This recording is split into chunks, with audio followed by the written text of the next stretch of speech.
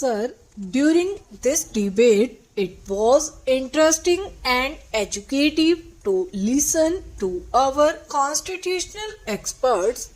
I must say that it seems to me that the question at issue is not merely a legal or a constitutional one.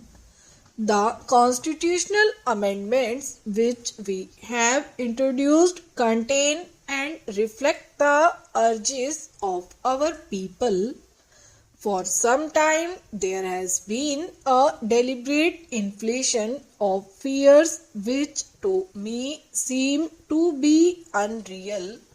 A controversy has been generated as regards the supremacy of Parliament against the supremacy of the Constitution, as if these two were distinct concepts, mutually exclusive and even perhaps opposite.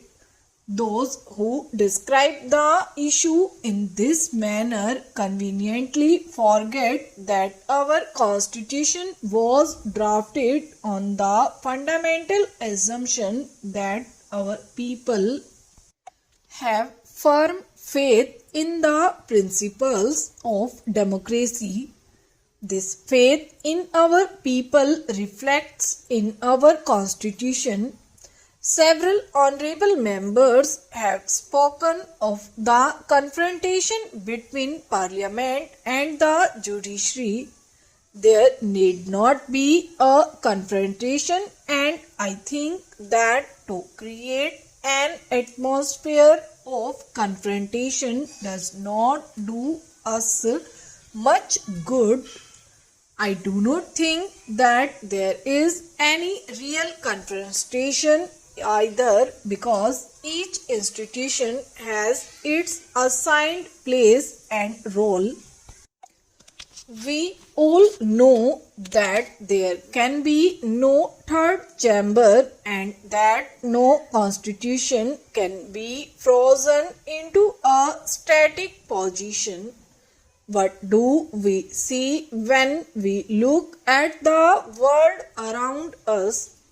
It would not take us long to discover that many an institution has collapsed, many a constitution has been scrapped because it ceased to be an effective instrument for orderly change.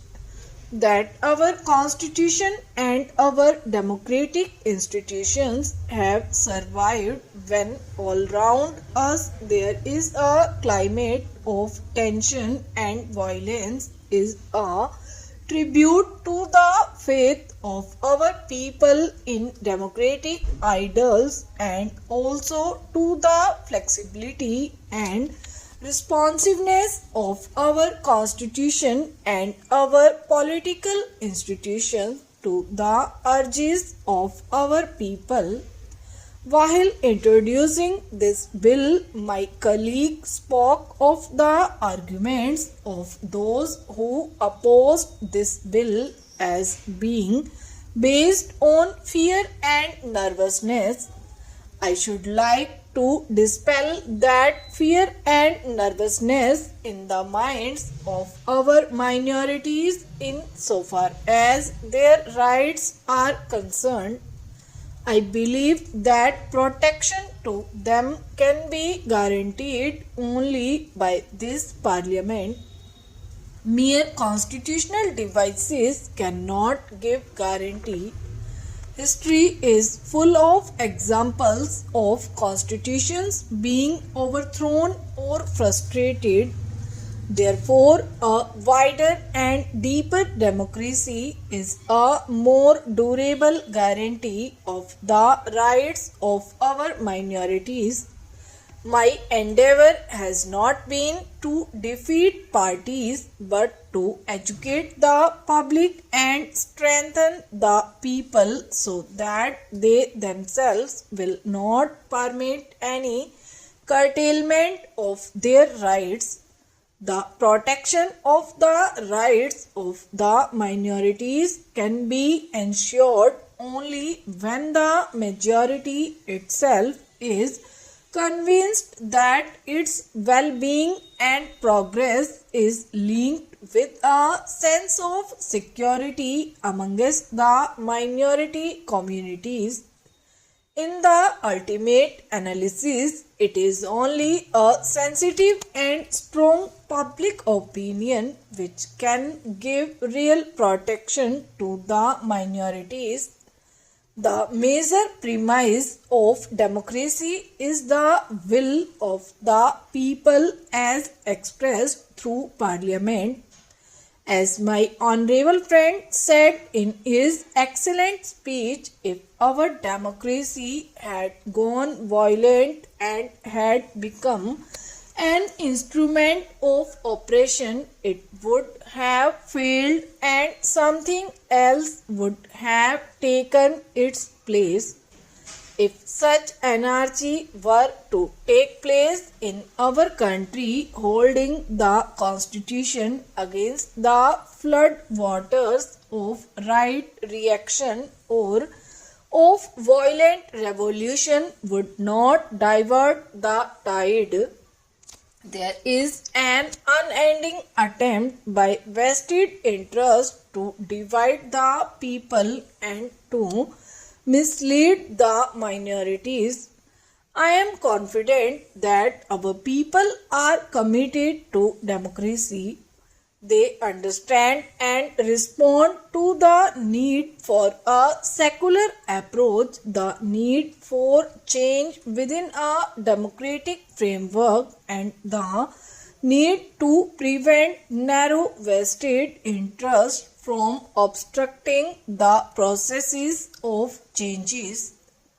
We all know that change is a fact of life, whether we like it or not.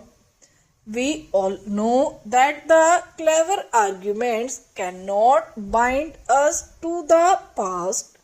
If you look at the circumstances of life as it is in India, I see no reason in a denial of radical change.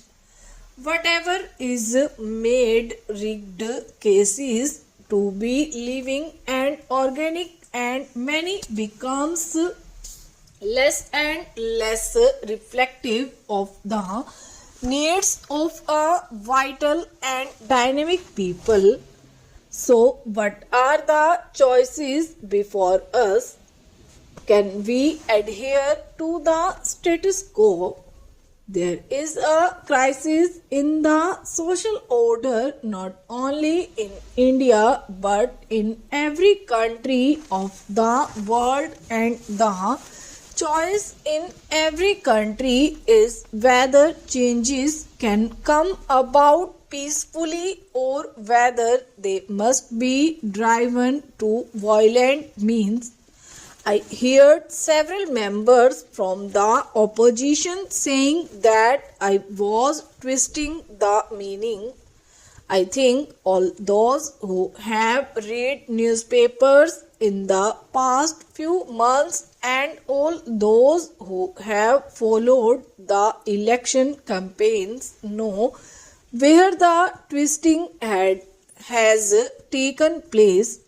How everything we have said has been twisted and misconstrued. We believe in the commitment and we shall continue to believe in it. I think in today's world, this is a word which has great significance for the future.